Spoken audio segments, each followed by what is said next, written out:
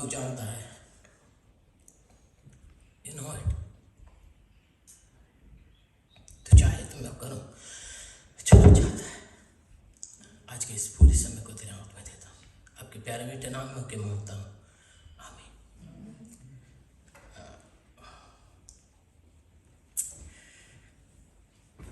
मुझे मेरे गैर मसीह दोस्तों ने पूछा कि गुड फ्राइडे क्यों कहते हैं आज के दिन, जबकि आपको तो मसीह यीशु को आज के दिन क्रूस पे चढ़ाया गया था। और सोचने वाली बात है कि बात उसने सही कही थी। दुनिया की नज़र से देखे तो कोई अच्छी चीज़ नहीं है जिसको हम गुड फ्राइडे कहते हैं, लेकिन मसीह यीशु की पूरी ज़िंदगी जो इस ज़मीन पे उन्होंने बिताई, उसके दो पहलू थे। एक पहलू जो हम दुनिया की नज़र से देखते हैं, और एक पहलू जिसके लिए वो आए थे, अब्दी काम जो वो वहाँ करने के लिए आए थे। और हर चीज़ उनकी जो थी वो उसी से रिलेट करती थी। आज तक के अभी तक जो हमने कल में सुन रहे हैं या सुनेंगे, वो सब भी उसी अब्दी इंतज़ाम के सारे हिस्से हैं। मसीह यीशु जब तक ज़मीन पर रहे, जो भी उन्होंने बशारत करी, whatever he used to say, जो कुछ भी वो कहते थे, वो चेलों को इजीली समझ नहीं आती थी। और उनके काम जो वाकई परमेश्वर से जुड़े हुए लोग होते थे, सिर्फ इशारों में वो बात कह देते थे जो उनको समझ में आ जाते थे। और ये तभी पॉसिबल होता है जब तक आपके ऊपर अब्दी फजल नाज़िल ना हो।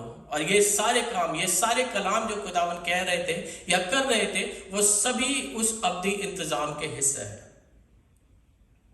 बाइबल को समझने का बेसिक रूल भी यही है कि जब तक आप उस रूहानी फजल से नहीं भरेंगे, कुछ भी बाइबल की बातें आपको समझ में नहीं आई। मेरे खुद के साथ ये एक्सपीरियंस हुआ।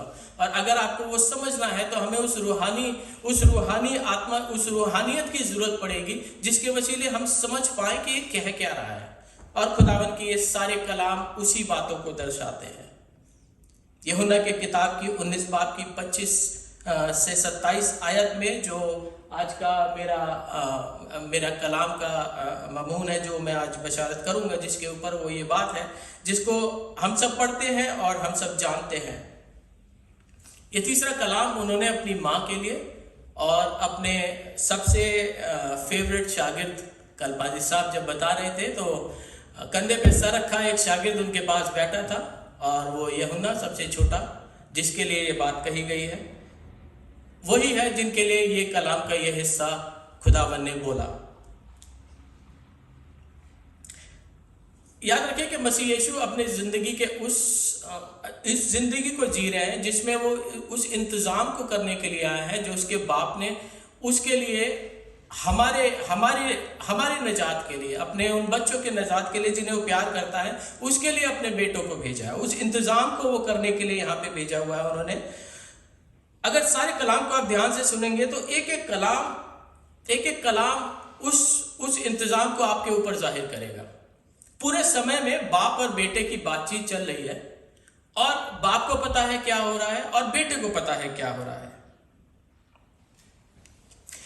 कलाम के इस हिस्से में अगर हम देखें तो मसीह यीशु ने अपनी माँ को ए औरत कहा।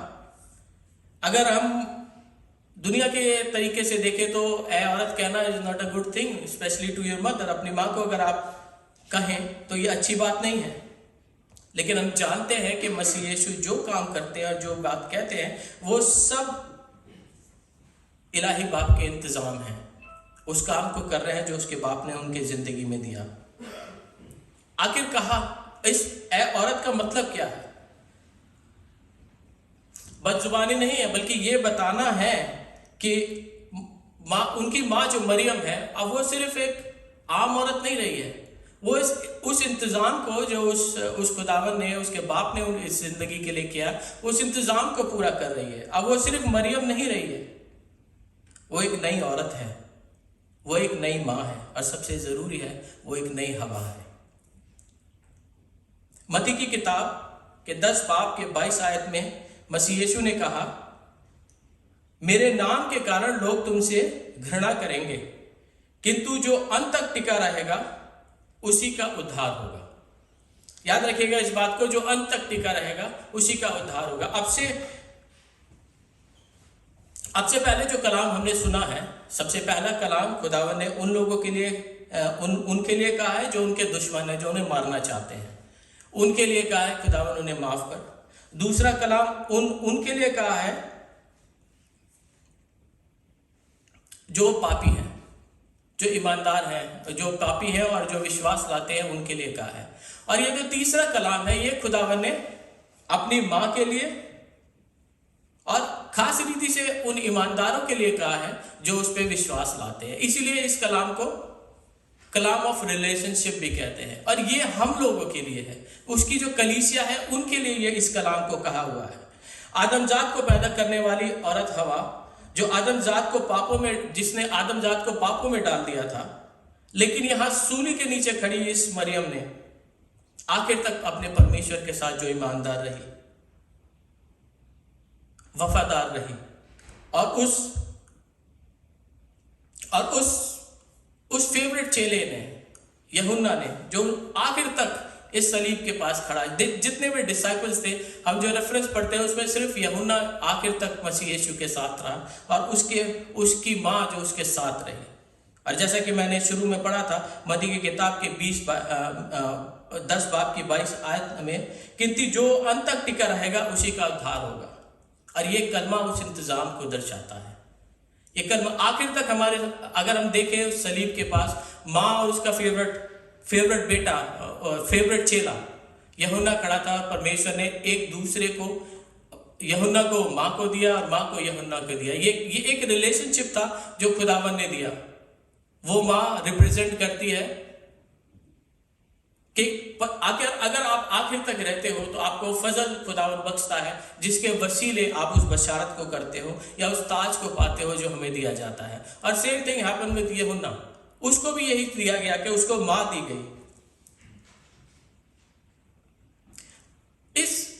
It was such a big blessing कि मरियम उस दिन के बाद से सिर्फ एक नॉर्मल माँ नहीं रही, उसको हर क्रिश्चियंस, अब हम उसको एक मदर मैरी के नाम से जानते हैं। हर ईमानदारों के लिए वो माँ बन गई। और ये यूहन्ना जो पास खड़ा हुआ था, वो हम कलीसिया को रिप्रेजेंट करता है। हर हालात में वो आखिर तक वफादार रहा, परमेश्वर के साथ रहा। उसको क्या मिला?